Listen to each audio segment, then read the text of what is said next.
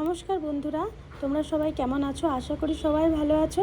আমি বলেছিলাম তোমাদেরকে যে বাদাবাগের যে সেকেন্ড পার্ট দুটো পার্টে আমি ভাগ করেছিলাম, তো এটা হলো সেকেন্ড পার্ট।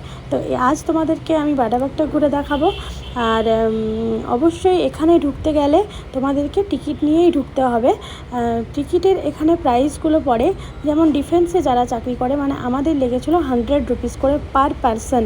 বাচ্চাদের নেয় না, কিন্তু বড়দের পার পারসন 100 রুপিস করে, আদার্স 150 করে 150 করে। আর যদি ফরেনিয়ারদের দেখলাম 300 করে নিচ্ছে ওখানে।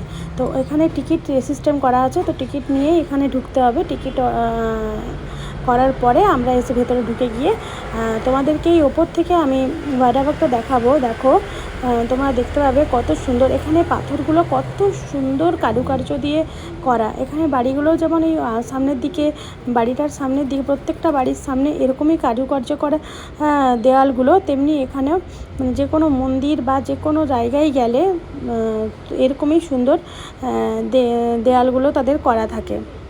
তো ক্যামেরার মাধ্যমে যতটুকু শেয়ার করা যায় তোমাদের সাথে ততটুকুই শেয়ার করছি। আশা করি তোমাদের ভালো লাগবে।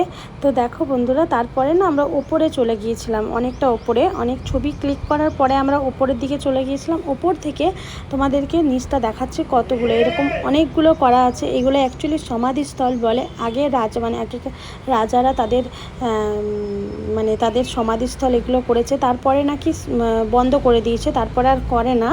আর তোমাদেরকে তার ডিটেলস আমি দিয়েছিলাম একটা রিলসের মাধ্যমে। আর তারপরে দেখতেই পাচ্ছ বন্ধুরা, বৃষ্টি চলে আসছিলো, তাই তেমনভাবে আর ভিডিও করতে পেরেছিলাম না। তো যতটুকু সম্ভব হয়েছে তোমাদেরকে শেয়ার করেছি। আর বৃষ্টির পরের মুহূর্তটা দেখতে এরকম লেগেছিলো।